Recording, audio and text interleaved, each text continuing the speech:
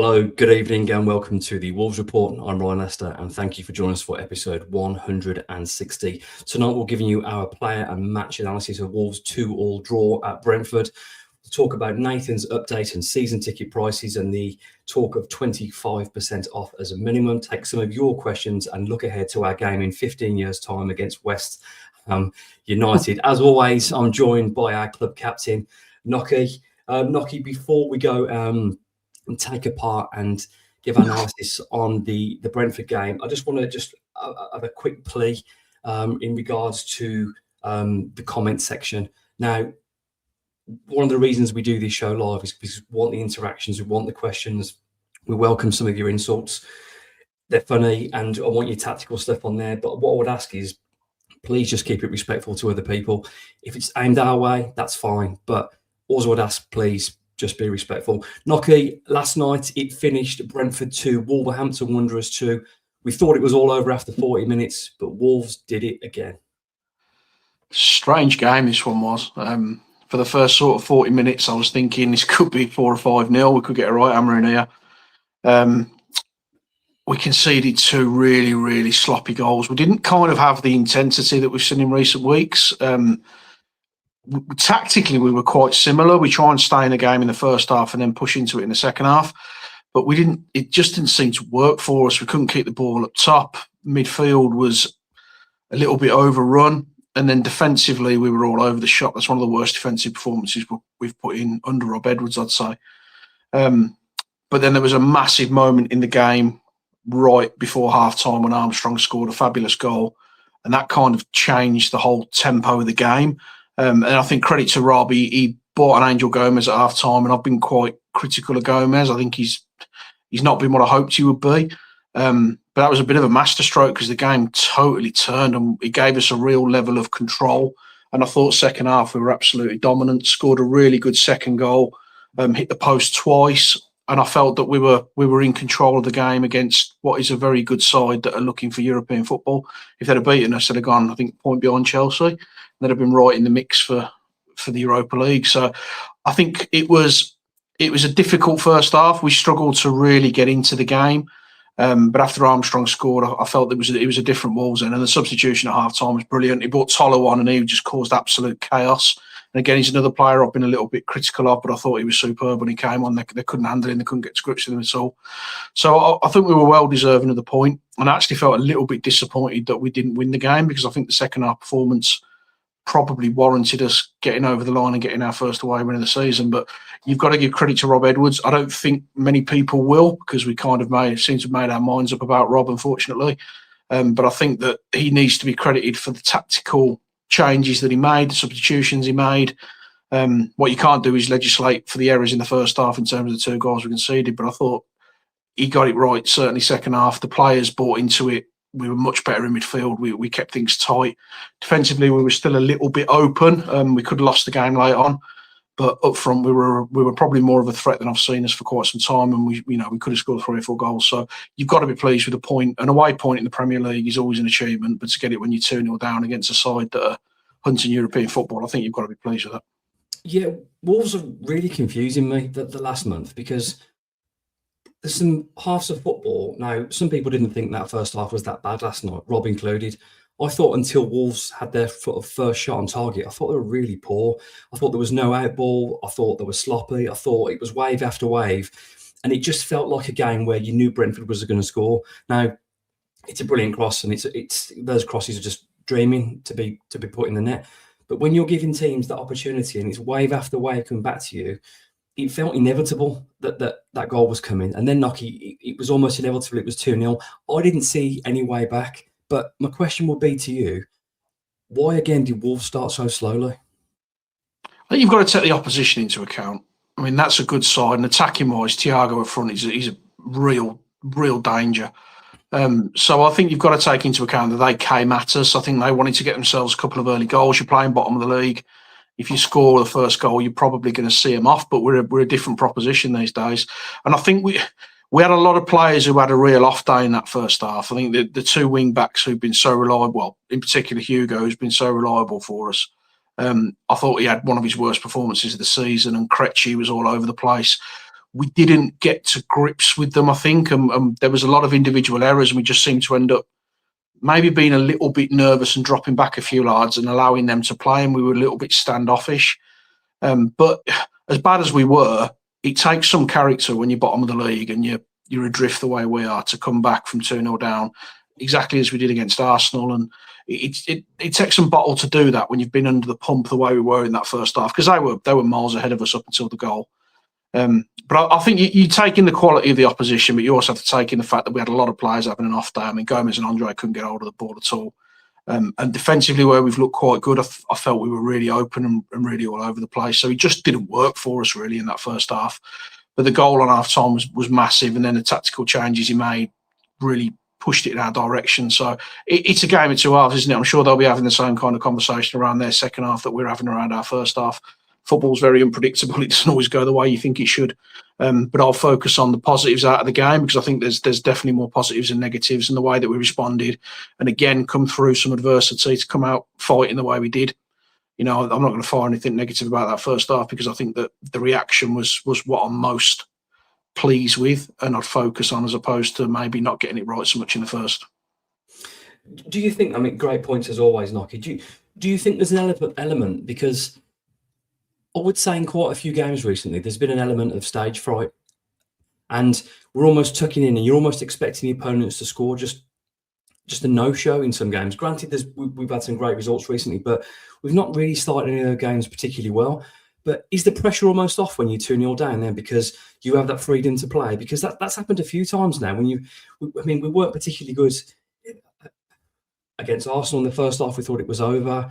We weren't particularly good last night. But it looks like when the game's out of sight, the pressure's off now. Is there something in that, Nocky, or am I reading too much into it? I don't think it's so much stage fright. I think tactically we're setting up to not be out of the game by half time. Because how many times this season have we been out of the game in the first sort of 30 minutes? We've given a couple of goals away. So we seem to sit quite deep in the first half, try not to give anything silly away, and try to push forward in the second half and impose ourselves. And if you look at Arsenal, it's 2 second half goals. Villa, I think, was 2 second half goals, 2 second half goals yesterday. So, one right on half time and then one in the second half. But there's a bit of a pattern emerging that we're not scoring early in games. We're kind of trying to make sure that we're competitive and we're not giving anything away. And then we will try to impose ourselves on the game in the second half. It has worked in some games. The only problem is when you're setting up like that to not concede in the first half. If you give a goal away, it's very difficult to get yourself back out of that funk until you get in at half time and reset. So I wouldn't say it was stage fright. I just think that we're trying to see what the opposition can do and just make sure that we're not 2 or 3 goals down at half time and the game is done and dusted. Yeah, that's a fair point. I'm going to bring in some questions early. I'm going to try and blend them in through the show as opposed to doing a great big sort of wallop them at the end. Nick and Roger asked the same question, so I've merged them together. Apologies, gents, but we're going to ask the same question twice. Nick and Roger say, why are we so negative in the first half of matches, then go for it when we're either losing or drawing? We've nothing to lose, so attack. I'll answer the start of that, Nocky, and you can answer it, because I know what you're going to say. I don't want to be completely gung-ho, because I think with where we are, we'll get absolutely taken apart. But I think there needs to be a happy medium, because I know we are limited in comparison to some sides, Nocky, but I do not think that this squad of players has anywhere near hit their potential. As we've all agreed and repeated on the show in the past, this is probably a relegation squad, but it's not a squad of players that should be cut off. And we've seen in recent weeks, yes, we have to dig in a little bit, but we are capable of having a real go at teams. And I think we are a little bit guilty in the first half of games, whether that's sort of premeditated and it's a plan just to tuck in and spoil, I don't know. But there has the feel that it has been a bit negative in the first half of some games. Yeah, but it's kind of working, isn't it? I mean, I think we're currently 7th in the form table. I think since Christmas we'd be sat sort of in mid-table. So it is a little bit frustrating when we are sitting so deep in the first half. But earlier on in the season, you look at Leeds when we're 3 goals down in the first half. There's so many games where we've just given away so many cheap opportunities on our back line, and we haven't been able to recover from that. So I'm not sure if it's negative or whether we're just sitting deep. I don't think it's a mentality issue, because we seem to push it in the second half. I just think that tactically he wants us to be compact and make sure you stay in the game. And he's very much focused on he calls them the ones and twos, doesn't he? If you're just conceding the one goal, if you're not conceding any goals, you're always giving yourself a chance. So I just think he wants us to be more compact, not give anything daft away, stay in matches, and then when the opportunity comes, and you can then push forward. And when you look at our squad, I don't think we're set out to attack in the first half. And that might sound daft, but I think the players who make a big impact for us is Rodrigo Gomez, Tolu. But when you start them, I don't think they have the same impact. When you bring them on from the bench, you see a different dynamic with Wolves. And you saw how good we were when Tolu came on. I'm not so sure we'd have seen that from him if he'd have started the game. Rodrigo comes on and he almost gets us a third goal because he burns past the defender.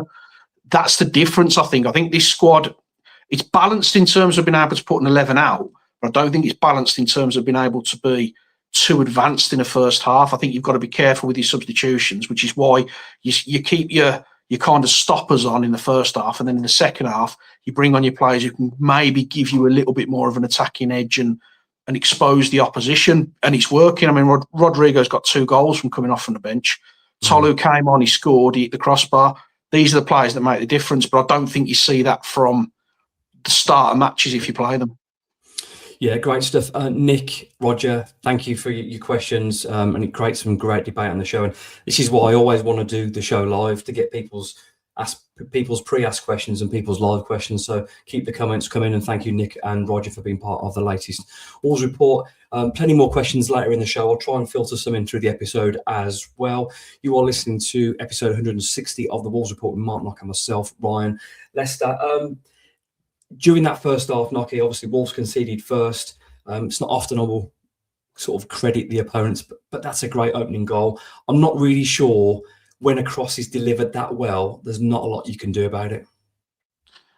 It's a good ball, but every goal has got a mistake in it somewhere, hasn't it? And I think we've got 2 centre-halves. One of them has got to drop back into that space. We've left him with almost a free run on the full-back and then straight in behind the centre-half to nod in. I want to see probably Hugo drop.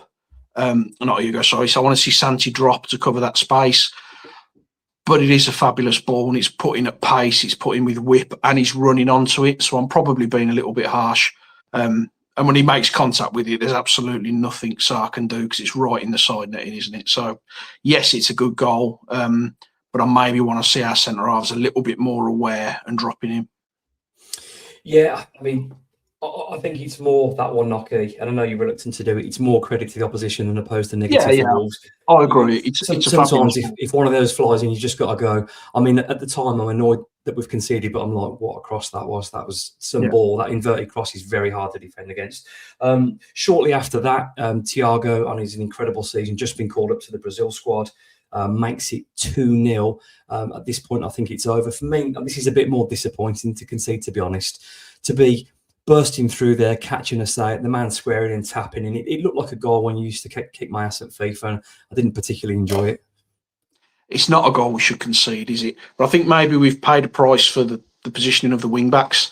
You could blame Chichua because it's his side, but if you look at it, Hugo's in the exact same position on the other side of the pitch. So they were far too advanced to deal with that. You want your centre-halves coming across and cutting it out. He should never be in a position to see that drop over his shoulder, bring it down with what is a good touch, but it's a touch a professional footballer should be able to do under no pressure. And then, to be fair to him, he's made the right decision, hasn't he? He's rolled it across and it's a tap-in. But I think that was very avoidable from our perspective.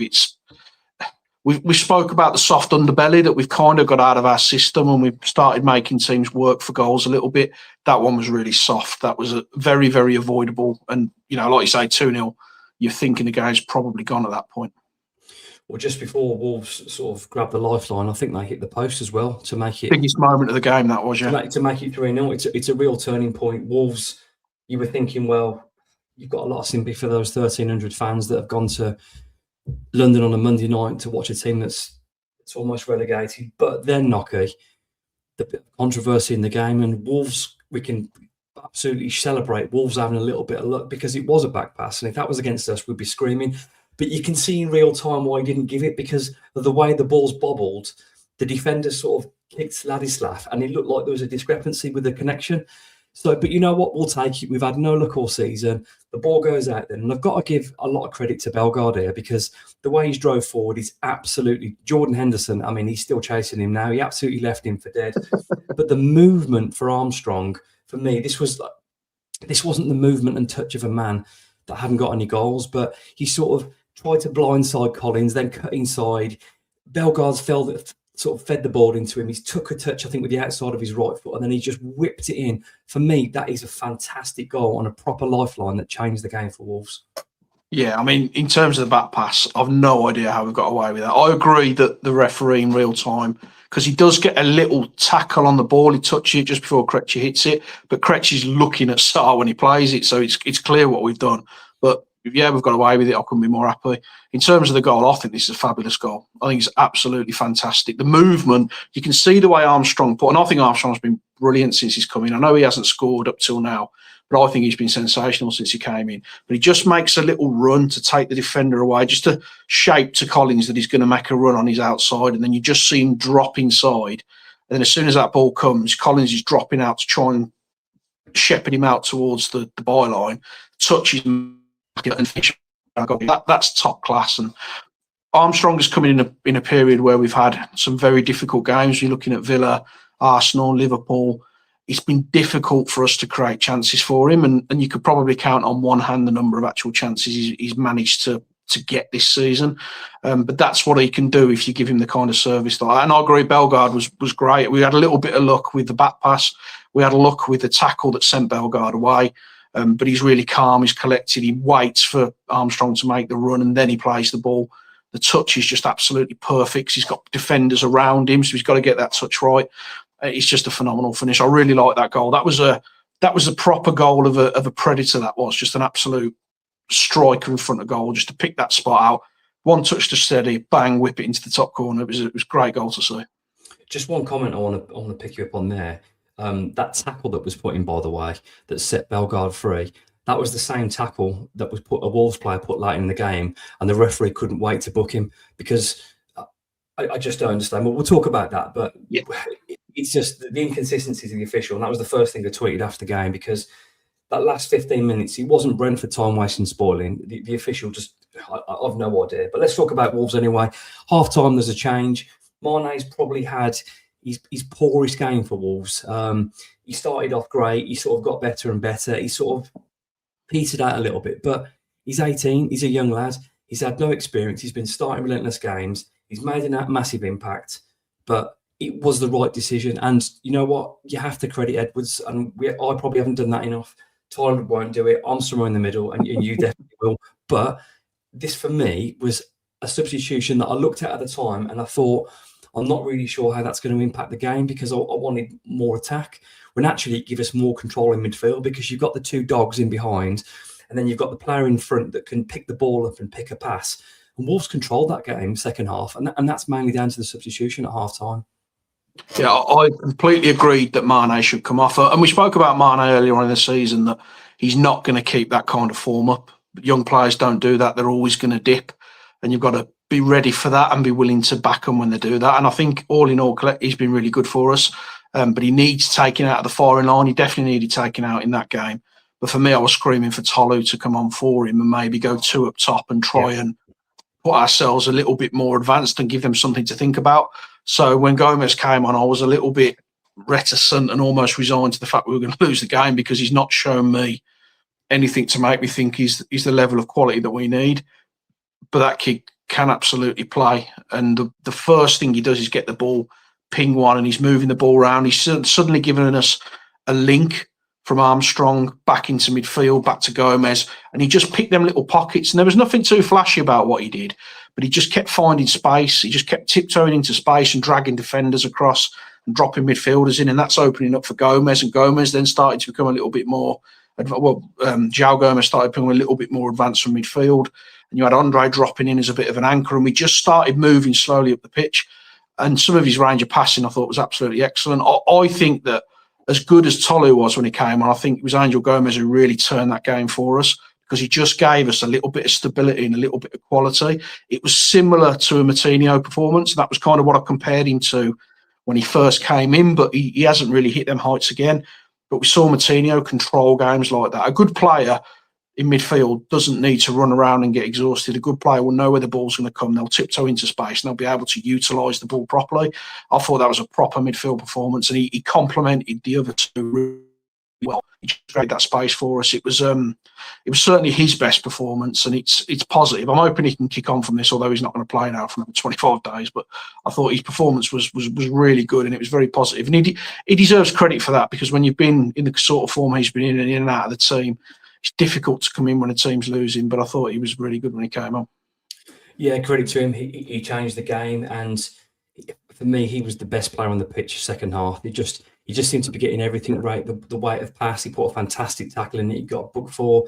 If you looked at him and Jordan Henderson, which one was going to the World Cup, you certainly wouldn't pick Jordan Henderson, but some people get picked on their personality, don't they? But anyway, Wolves knocked on the door. They pressed, they pushed. I think they hit the post before they equalised, but then came the equaliser, and probably a player scoring from a cross that's bouncing and going in wasn't what I was expecting, but it didn't half look good. And I'm so pleased for Tolo, and I know I praised him on here, and I think we probably should have seen more of him. But you're right, Nocky. He comes on in games. He did it against Arsenal late on, and he makes a real impact. And it does make you question at the start of the games, when there's wave after wave and the ball's not sticking, you kind of need Tolo.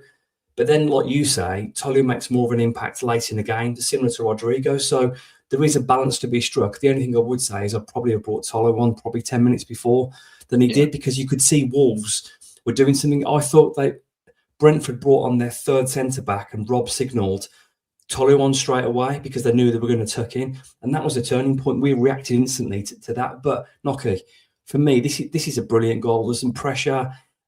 Joe Gomez's balling was fantastic. It's bounced, but Tolu was ready, and the neck and header, delightful, and right in front of the away end. Yeah, I mean, you could say he should have come on 10 minutes earlier, but when he comes on, he scores a goal and he hits the crossbar, so he's almost the perfect substitution. I thought this goal was superb as well. Exactly what I just spoke about with Gomez. Angel Gomez allowed João Gomez to tiptoe into the space, plays it into his feet.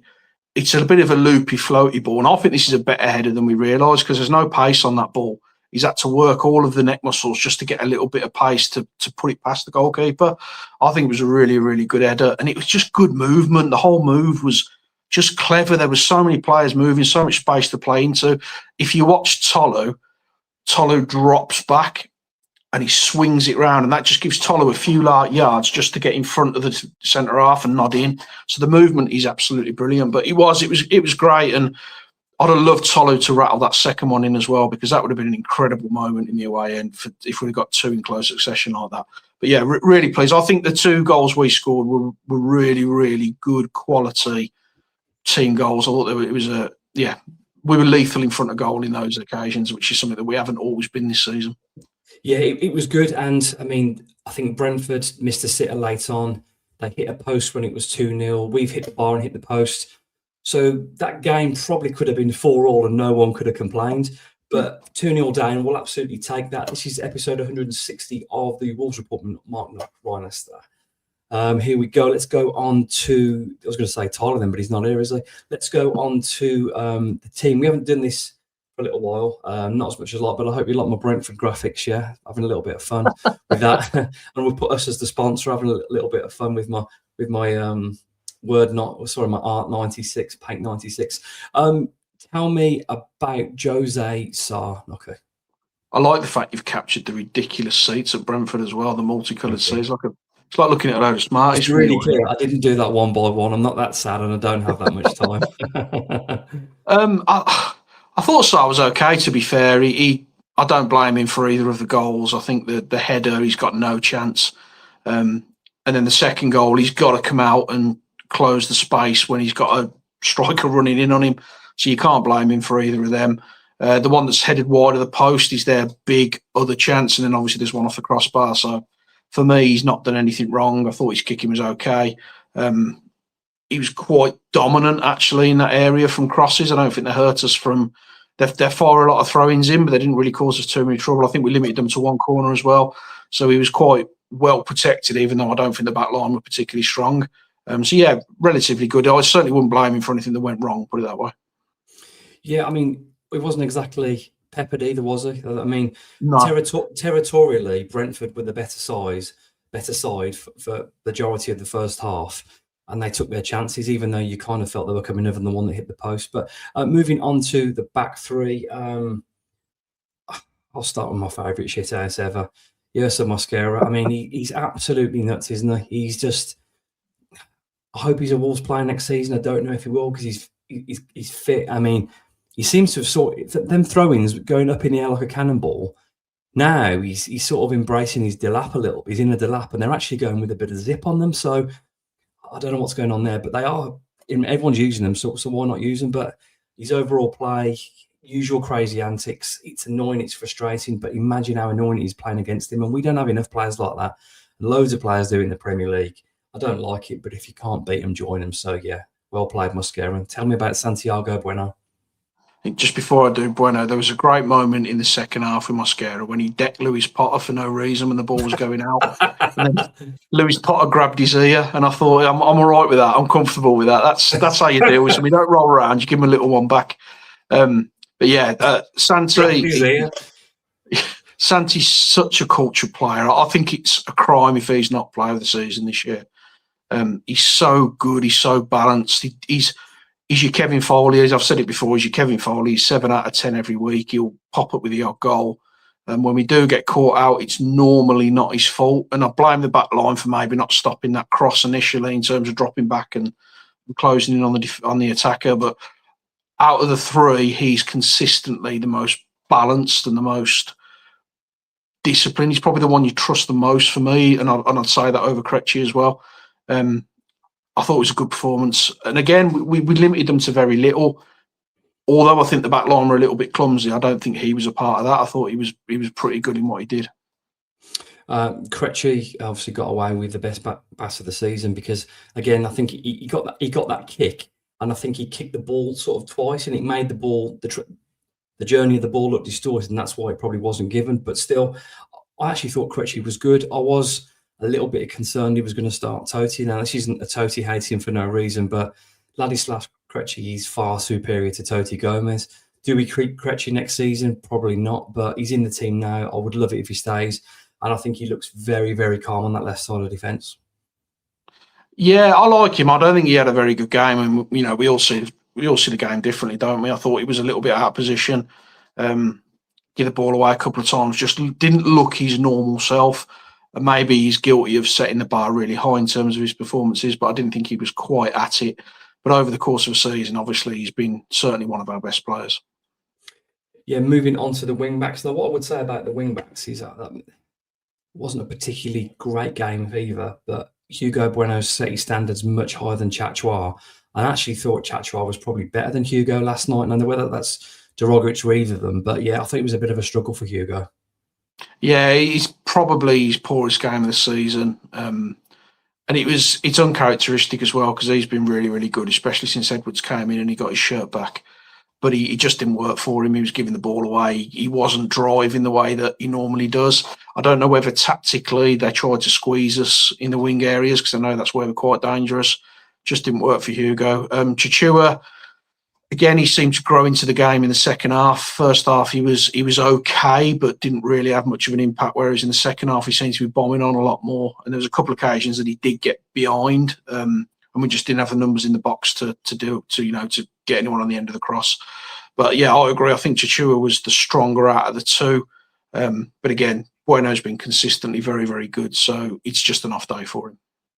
Absolutely. Onto the midfield trio. Starting off with Andre Holding. I didn't really remember anything good or bad that he did, Knocker. I just thought it was a steady game from Andre. Yeah, I don't think he really impacted the game much in that first half. I think the whole midfield struggled a little bit for the first 45 minutes. We didn't really get to grips with them. It's because the ball kept coming back, and there's only so many times. And I think when you, again, this is the Tolu argument when you've got Armstrong and Mane out front, because unless you play to feet and in space, the ball's going to keep coming back. So eventually, no matter how good your midfield are, you're going to get worn down. And I think that's what was happening as the half went on until Wolves scored. Yeah, I agree. Yeah, he wasn't a game for our midfield, I think. But he did his job. He just wasn't quite as effective as we've seen him. Yeah, moving on to João Gomez, who for me grew into the game, and by the end of the game, he was like up there with I forgot now who's up there with Gomez, Angel Gomez, for sort of taking responsibility and control of the match. He's a player that's grown. I think in the last few weeks as well, Nocky, Joe Gomez is really sort of finding the old version of himself. Yeah, he's got to play in a 3. If you play him in a 3, you get such a better version of João Gomez. I think similar to Andre in the first half, he didn't really impact it. But then in the second half, when we brought on Angel Gomez, the space started opening up and he had someone around him to do the pretty stuff, and he could get himself into the more attacking positions. And I thought he was a massive part of the second half, and he got himself an assist as well. I've been tongue-in-cheek critical of him in the past, but that kid's a top-class player. I think there's not many teams that he wouldn't play for and improve them, because he's got all the attributes, and you give him time on the ball, he'll punish you, he can dribble with it, he can find a pass, and we know, as we saw against the Villa, he can finish as well. So positive, certainly in the second half, and the first half, as I said, was just a little bit sticky for us. Yeah, rumours of links today. He's got his choice between Liverpool and Man United. I mean, I really don't want to see him at either of those sides, but I wouldn't begrudge him, because he should be a Brazilian international. He's lost his place. He's probably not going to go to the World Cup, but the form he's in now, if he gets a big move, good luck to him. I've got no issue with João Gomez progressing. No, he was going to Napoli a few weeks ago, wasn't he? So I always take these rumours with a pinch of salt until you see him wearing a shirt. He's absolutely going to go. Ideally for us, we have Napoli, Man United, Arsenal, Chelsea, and lots of other clubs looking for him, so you get a little bit of a bidding war. But he's not going to be at Wolves next season, is he? And I think as long as you see 100% from these players between now and the end of the season, if they do get their moves, at least you've seen a little bit from them before they go. But I don't think he's a player who's ever let us down. Even when he's dropped out of form, he's always been competitive. He's not always been at the highest level. But when he is a player on form, he's very difficult to stop. Yeah, and then on to Jean-Rigner, who was probably the most advanced of the 3. Again, a player, the ball fell for him kindly, as you mentioned earlier in the show. He's travelled away from Jordan Henderson like he's not there. It's a smart passing. It's a great take from Armstrong. And again, he's involved in the second half. For me, I think this was a good game for Jean-Rigner. And as you mentioned with João Gomez, I think Jean-Rigner in the 3 midfield, he's a very, very good footballer. Yeah, I mean, that's our midfield for me. And I know it improved when Angel Gomez came on, but not every game's the same. I think that's the 3 that I'd like to see us start regularly. And I really like Bellegarde. I'd love to see him stay next season, because I think he's a quality player. And similar to Gomez, he got himself an assist. So having 2 midfielders getting an assist, you're doing something right, aren't you? Absolutely. On to Mane, little bit of sympathy. I'm not going to say he looked leggy. I just think he looked a little bit out of sorts. He started off incredibly well, scored some brilliant goals, was impacting games, looked strong, looked mobile. It's not normal to consistently be good every week. The form has dipped, and that's understandable. But credit where credit's due. It was the right change at the right time, and him coming off, poor performance from him, but that's normal. You're a footballer. You're not going to be good every week. He's not a surprise anymore, is he? When he first came in, he was a bit of a surprise. Now teams know they have to manage him and they have to watch him, so he's not getting the space that he was getting before. I do actually think he did look a little bit leggy. He looked a bit tired. He seems to have been getting tired late in games lately, which isn't completely unsurprising based on the amount of football he's played. It was the right thing to do to take him off, and him having a nice break for a few weeks now, where hopefully he can get a few days off, reset. I think you'll see a different version of Mane when he comes back against West Ham. Hopefully so. There's a really interesting point here before we move on to Armstrong. Sharky says 70 people in here. He's one of the people watching on YouTube, and it takes a second to drop a like for the best Wolves report out there. Sharky, we really appreciate your kind words there. And yeah, if people are liking, following, subscribing, we're across multiple social media platforms now. It's been a poor season. We've kept the podcast going. We will be doing it in the Championship. We've got Nocky to sign up to a 12-month extension. Obviously, he's going to get promotion bonus as well if we go straight back up. If not, we'll have to have a little bit of chat about that. But Sharky, thank you for your support. Likes, follows, retweets, subscribe. They are very much appreciated as we try and grow the show. Last but not least, Nocky, we have Adam Armstrong. And we'll probably have to talk about Angel as well because of the impact he had. But Armstrong, as you mentioned earlier in the show, we've complimented, I know Tyler has as well, his movement and what he does. He's a very unselfish player. Little runs down the channel when I think we took a short free kick in the first half, and I was angry they didn't put it in the box, but it was a good run, and the little movement got the ball across the edge of the box. For me, he's busy. He's a professional, and I think that goal's been coming because there's only so long you're going to play up front and not score for. But that wasn't the strike of someone that hasn't scored for his new club. I really like him. Even games where we've lost and maybe he hasn't had too many opportunities, he's always a pain. His movement's good. There's been loads of occasions where he makes that sort of bending run on the halfway line. He gets in between the two centre halves and we don't pick him out. I just think he's a quality player, and I think certainly at Championship level, I could see him potentially being captain next season. He's the sort of player that can take a game by the scruff of the neck in that division. But yeah, I agree that goal's absolutely been coming. He took it really well, and if we do give him the service, he's going to get you plenty of goals. But his work rate, the unselfish runs he makes, the space he creates by pulling defenders out, he's been a really, really good sign. I think for the money we paid for him, forget the fact he's only got the one goal, because he's got a couple of assists as well. The money we paid for him from the return we're currently getting in terms of the way he's playing, it's absolute peanuts what we paid for him in comparison. Absolutely. And a player coming into his prime as well, 28, 29 now, prime years as a striker, looks a really good pro, does all the hard work, happy to put a tackle in, works his socks off. Yeah, fantastic. And a brilliant goal. You saw when he finished as well, he didn't start reeling off and celebrating. He just gets himself back up because he knows that there's a point there for us. He knows there's a result. And that's the kind of professionalism I want to see. Obviously, you want to see players celebrating goals, but it's his first goal for his new club. And he just wants to get back up the pitch so we can restart and put him under a bit more pressure. He just comes across as a very, very professional player who's got his head screwed on. Yeah, absolutely. And we have to talk about Angel Gomez coming on as well. For me, I mean, we'd seen flashes in the past, but we'd also seen games in the past when it looked a little bit too physical for him and he disappeared into games. This was a game he got hold by the scruff of the neck and he took control of that midfield. And his impact in the second half meant Wolves were the better side. Yeah, I covered him earlier, didn't I, really? But I think that was a very good performance. I don't think he'll be here next season, but if I was his agent, I'd probably be encouraging him to try and stay at Wolves, because if you're going to get regular football, I think you'll start seeing a version of Angel Gomez, which is going to get him maybe a move to a top 7 or 8 club next season. But yeah, based on that performance, if he can keep that level of consistency, there's a player there. What we can't have is one good performance and then 6 or 7 where he's pretty anonymous. So it's on him now to try and keep that momentum up. I think with his performance, I mean, we'll come on to the team in a bit, but I'm pretty sure he'll be starting the next game, because you can't impact a game like that and not start. So presuming he's fit, he has to start the next game. That sort of concludes the team and match analysis. A bit of love on the show here from Danny. Danny says, credit where it's due, in my opinion, the best podcast. Danny, you're very kind. I hope you're keeping well, mate. Also, a bit of love here for you, Nocky. If not for the Wolves report, do it for Nocky and you'll crack a smile. Let's have a look at them teeth, Nocky. There we go. I'll be smiling all day after that too. There it is. Appreciate your support and the love for the show. Now, let's move that off there.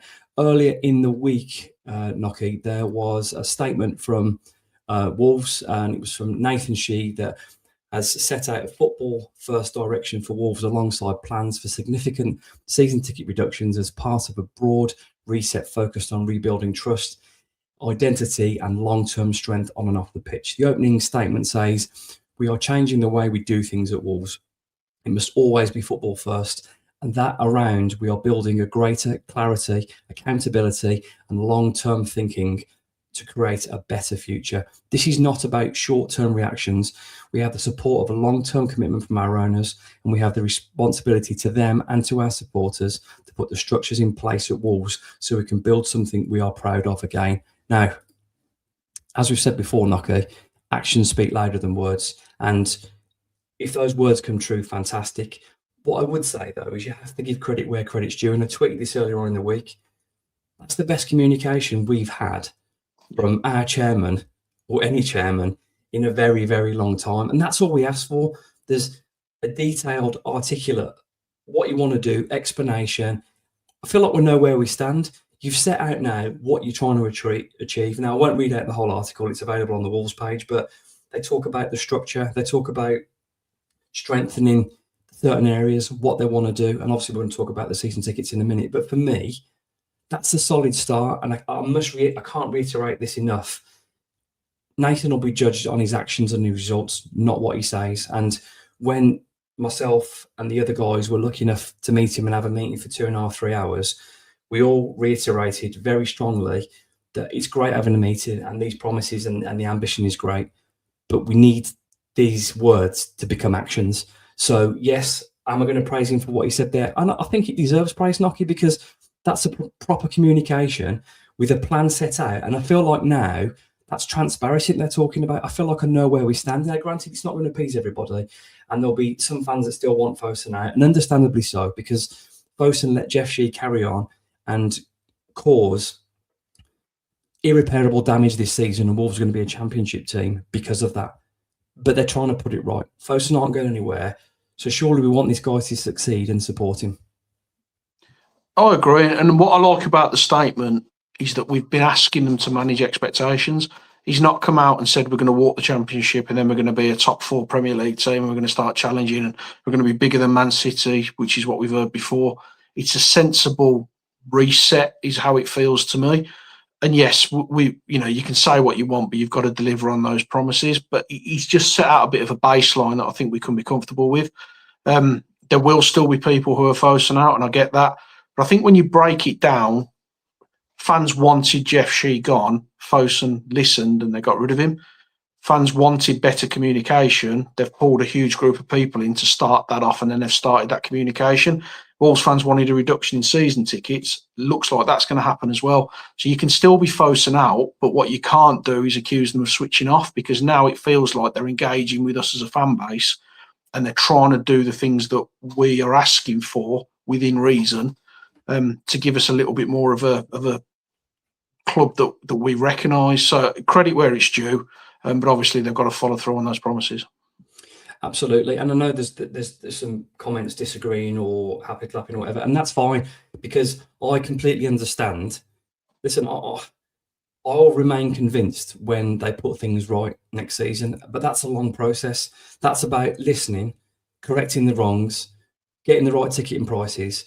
And at the very start, it looks like they are listening, and it looks like it's going to be better pricing. So baby steps in the right direction. Granted, there's a long way to go, and there's a lot of bridges to be built, and there's a lot of sort of surgery to be done, Nocky. But there's tiny steps in the right direction. Sorry. But you've got to give them the benefit of the doubt, haven't you? And I know a lot of people won't want to do that.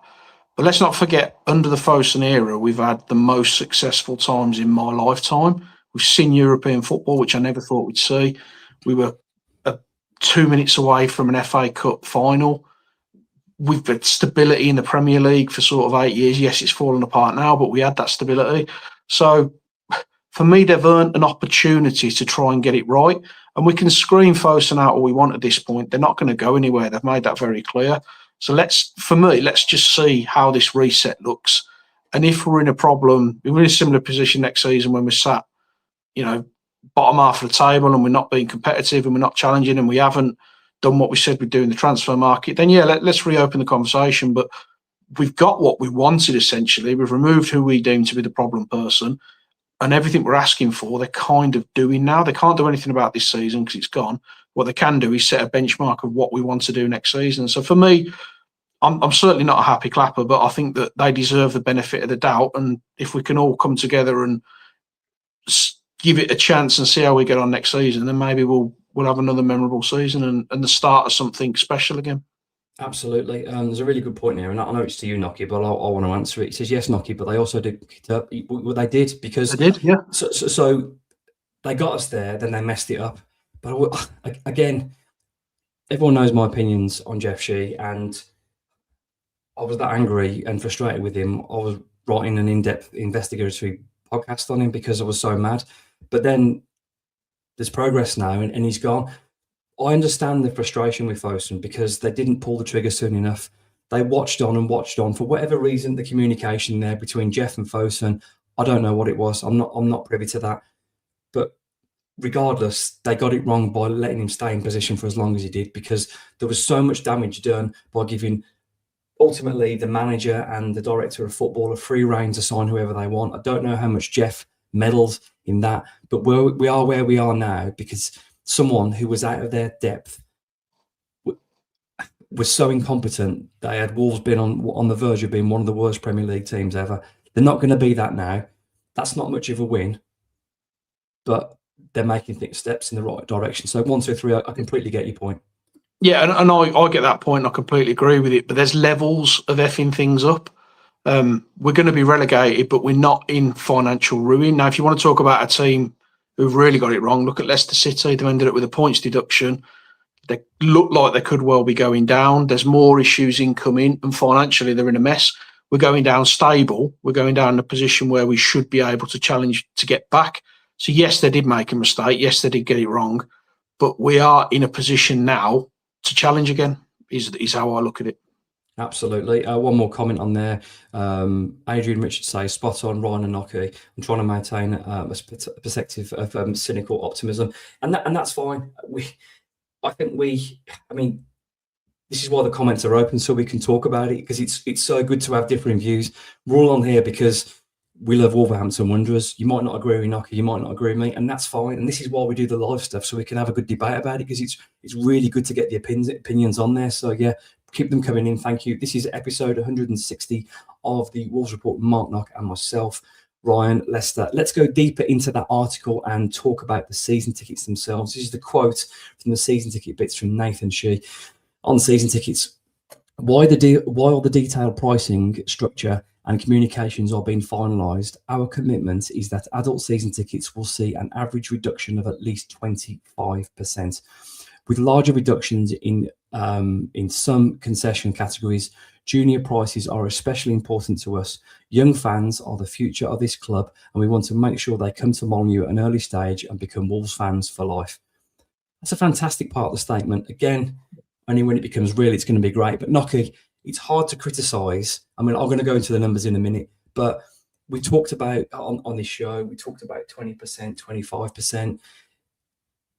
This for me is an acknowledgement again of, it looks like it'll be pricing around of a top 6 championship side this season, but equally that's where we want Wolves next season. So I think it's reasonable, but it's also shown how badly Jeff got the prices wrong. But equally, that's been acknowledged now with his pricing. Yeah, I mean, I said 25%, but I expected us to maybe do 10 or 12%. And so I think that's more than fair. And it is still a business. They're still going to try and make money, aren't they? Is the reality of it.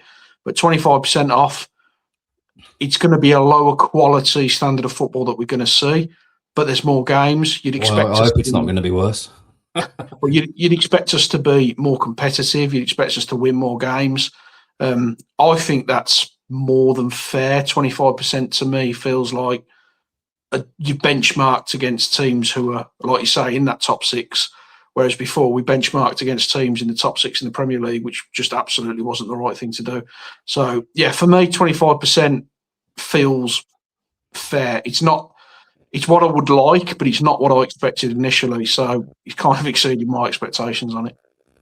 Yeah, I'm pleased. Let's go into the actual numbers itself. This is, again, so what Nathan's talked about is a minimum of 25%. So I've done the rough maths now. 25% off of the 735 in the South and North Bank works out to about £551.48p. That didn't look pretty on the screen, so I've just rounded it to 550 to get it close enough. But anyway, so as it works out now, Nocky, this season, 735 for my season ticket behind the goal, working out at £38.68p a game at 19 games a season. Next season, 26-27, £550 divided by 23 home games is working out at 23.91. Now, again, they've said this is 25%, so it's not going to be exact money, so exact figures I've got here, but maybe someone better than maths can tell me. But I worked that out as roughly as a 38% discount in terms of cheaper from last season to this season. Now, it should be cheap because it's the championship, but Nocky, we talked about 25% off the season ticket, but per game per your season ticket, roughly 38% off. I'm not sure anyone would have said that number to you and you'd have believed it a couple of months ago. Oh, if you're going to be watching a team who's potentially challenging to win the league and it's going to cost you around about £24 a game, I don't think you can complain. I don't think there's any reason Molineux shouldn't be absolutely full next season if that's the pricing strategy we're going to go with. I sit on the side, so I'm guessing it's going to be a little bit more expensive for me, but still at 25% of a discount. It feels about right, doesn't it? It feels like they've listened and they've done something that as a fan base we've asked for.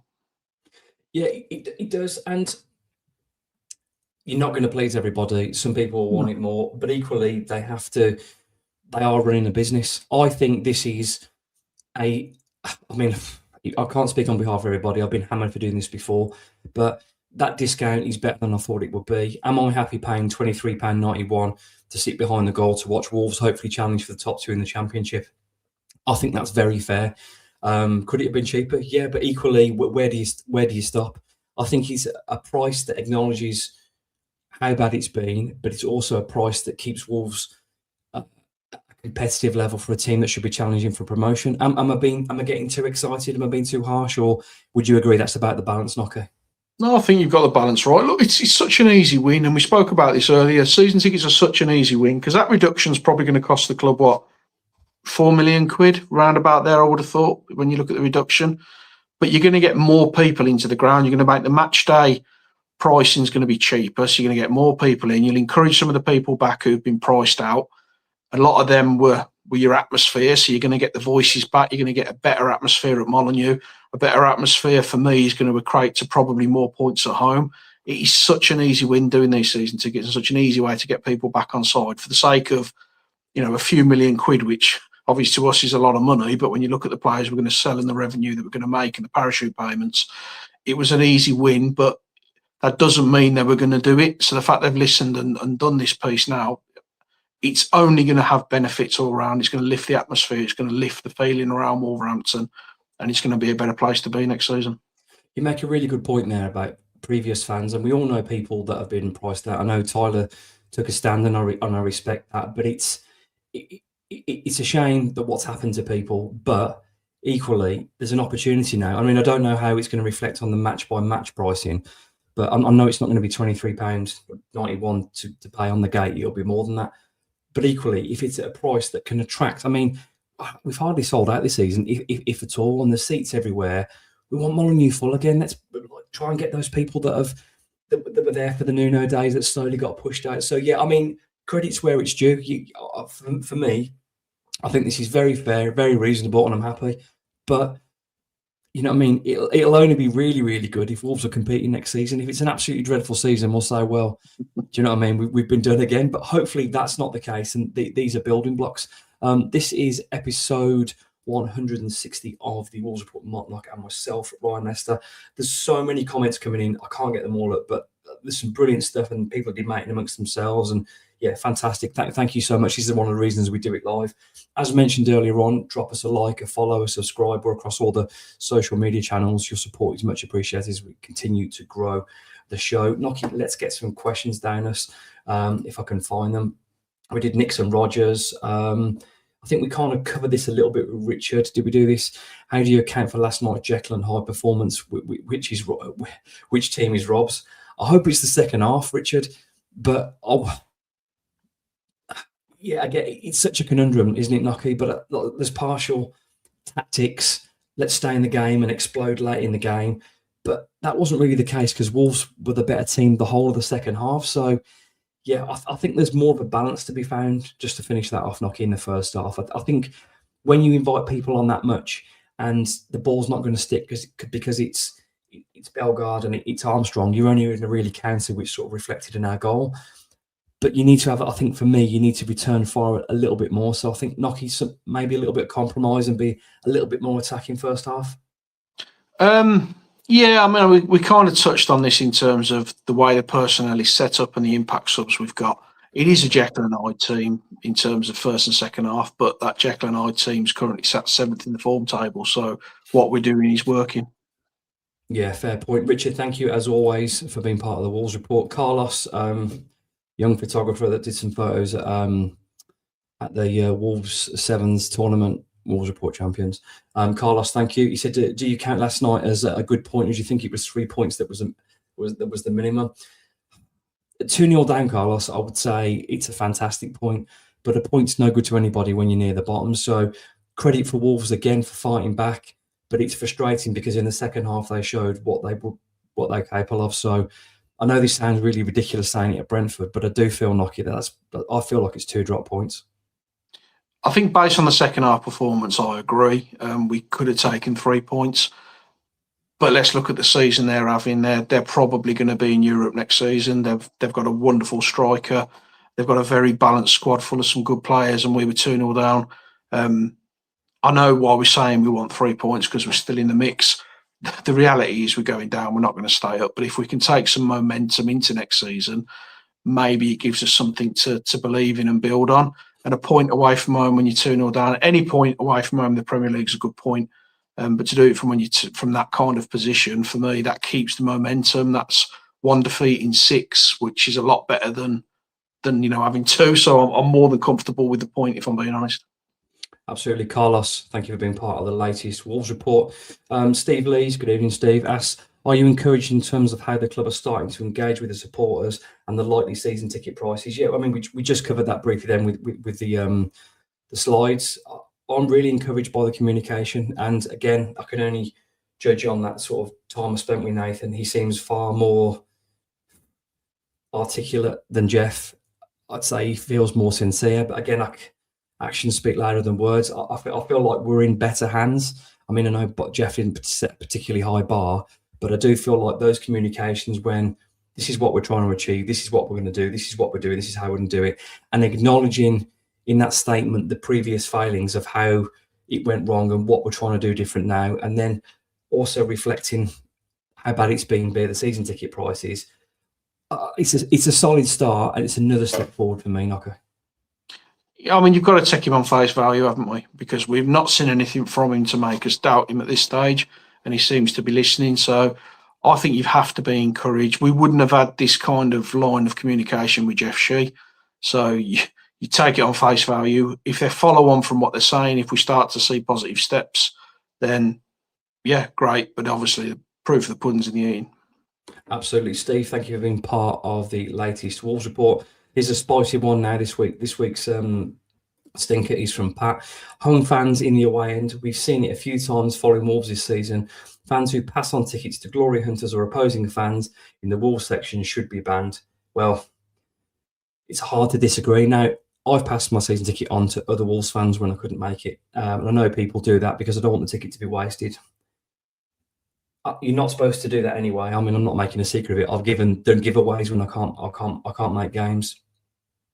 If you're passing your ticket on, you've a responsibility, and that's your ticket. And the people that are taking your seats, you're responsible for them. And if you're giving your tickets up or even selling them to away fans, Nocky, it's just unacceptable.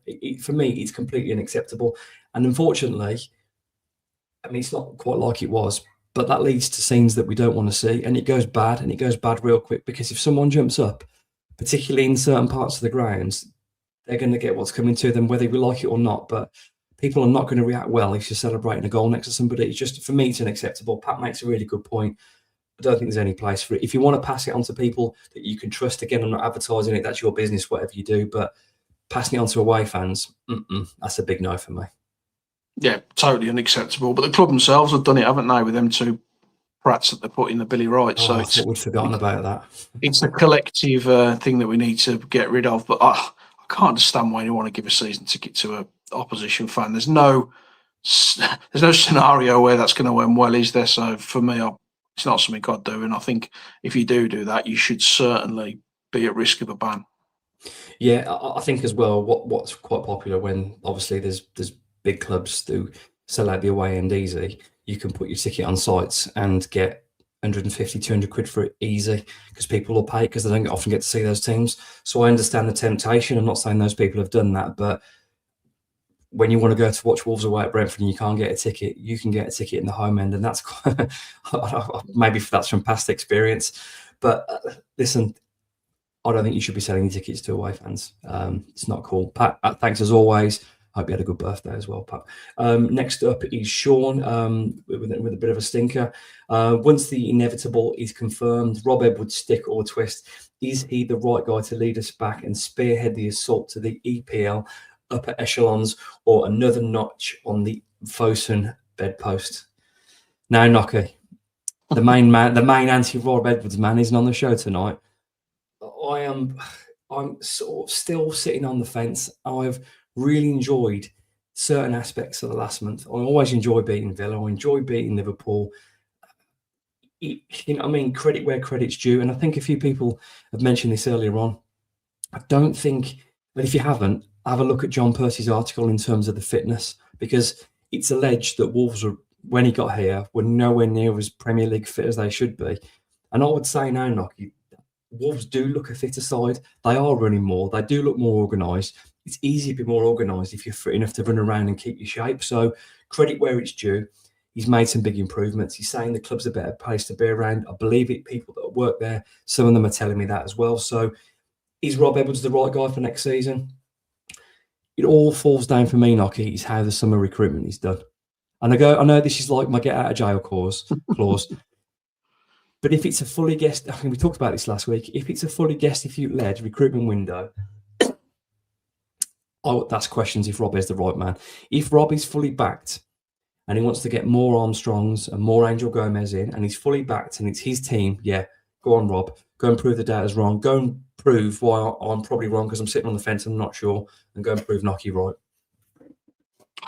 I think it's incredible the amount of stick he's getting. I really find it bizarre. I mean, and we've covered this on multiple podcasts, but the damage that had been done to that squad when he walked in, the mental impact that we'd had, and you take that team then that we expected realistically was probably not going to beat Derby's record, to a team that is probably going to double Derby's record and maybe even not finish bottom of the league. I find it incredible the amount of stick he gets, and I almost wouldn't be surprised if he did walk away, because he's on a bit of a hiding to nothing. People have made their minds up about him. And I said this before, if Wolves win 6 games and lose 1, they'll focus on the 1, because we seem to have this issue with him, which I just don't really understand why. I think we're playing better football. We're 7th in the form table. We're mid-table based on post-Christmas statistics. We're scoring more goals. We're better defensively. He's got players who the last manager couldn't really get a tune out of. He's got them playing better. He's lost his best striker in terms of numbers, and he's brought in an Adam Armstrong that I think we all agree is a fantastic signing.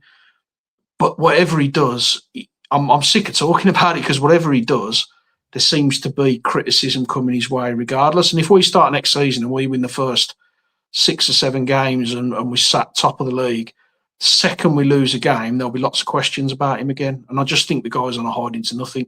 You've got to look at Wolves from where we were at the start of the season, that mess of a club, to where we are now. And if you are honestly telling me, if anyone's telling me that we haven't had a massive improvement since Rob Edwards come in, I think you're absolutely kidding yourself, because we are so much better than we were when he came in. And I think if he'd have started the start of this season, I genuinely think Wolves we'd be still in and around the bottom 3, but I think we'd be just outside it now, because I think we are much better with him in there. So the criticism to me is pretty bizarre, and it almost feels like a little bit of an agenda that I just don't understand.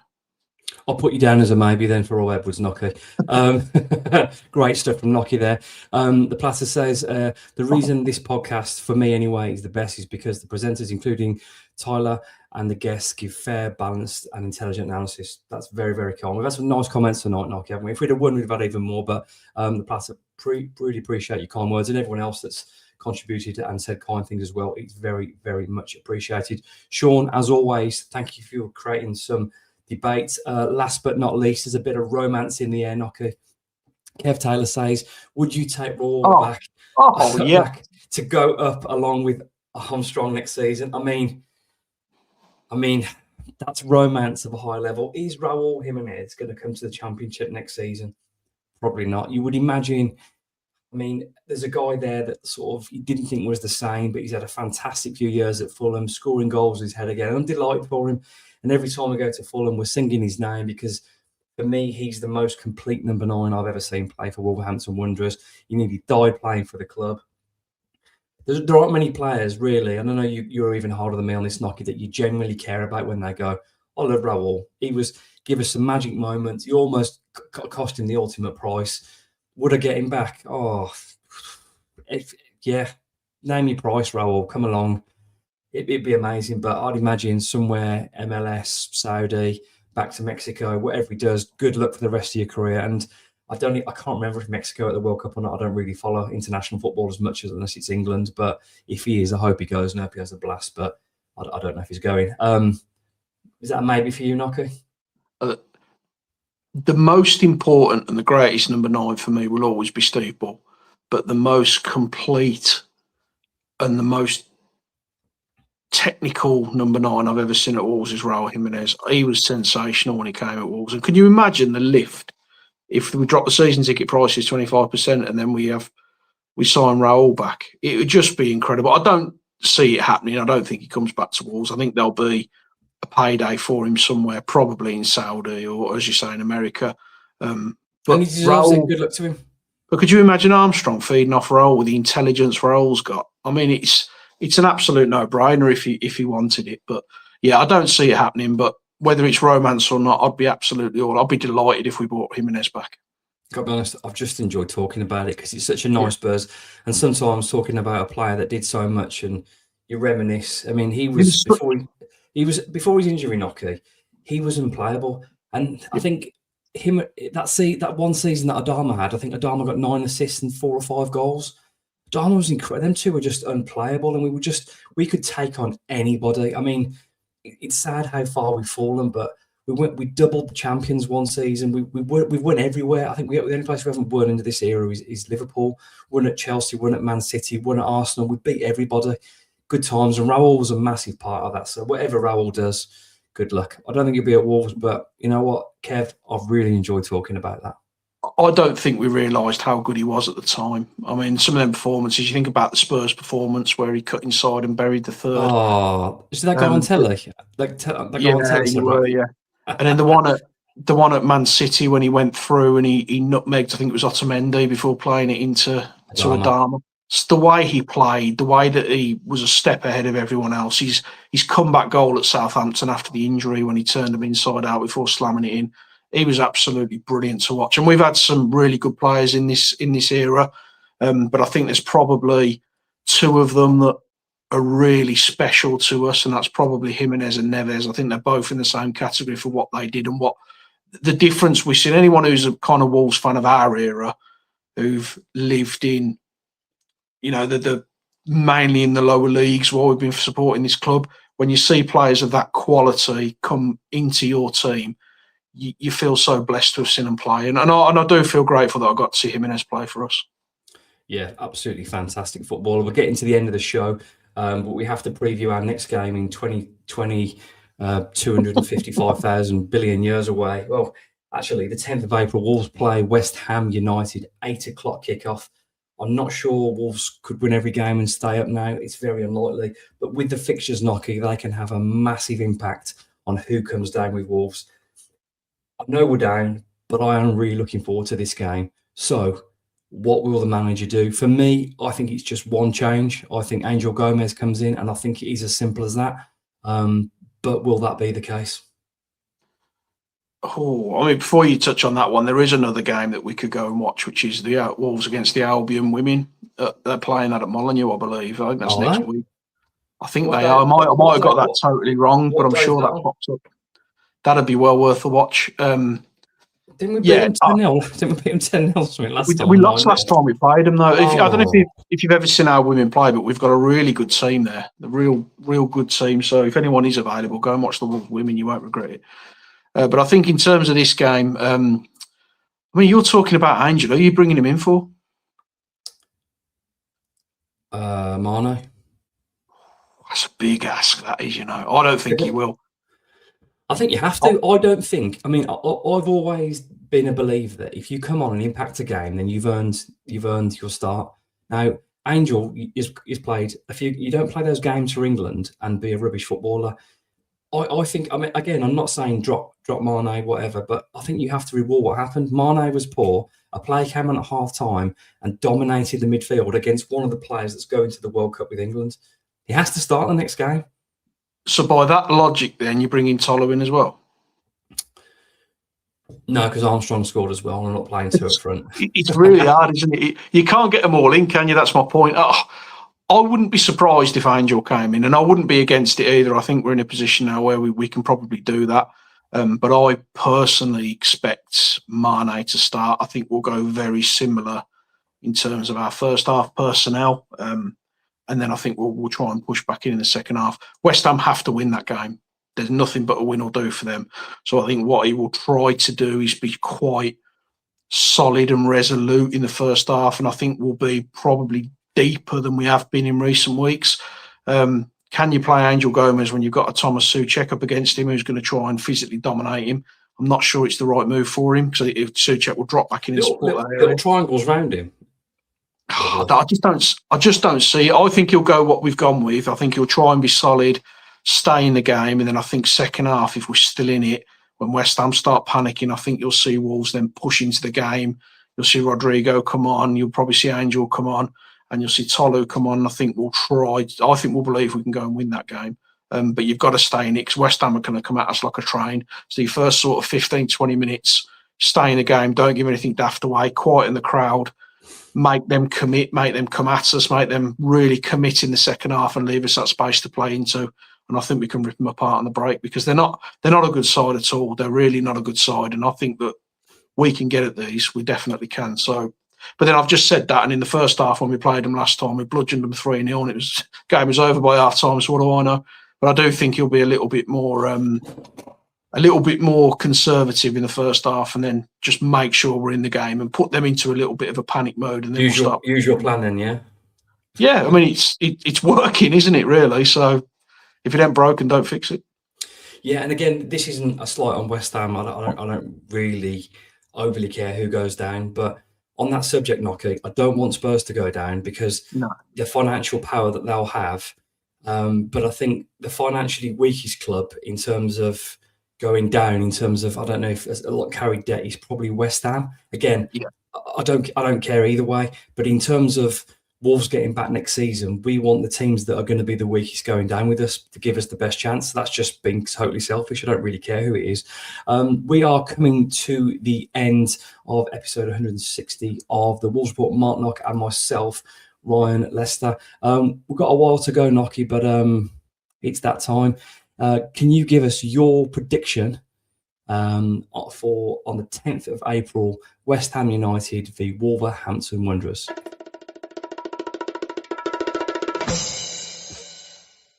I'm going to go 3-1 Wolves, and I'm going to go Adam Armstrong with back-to-back games 53 days apart.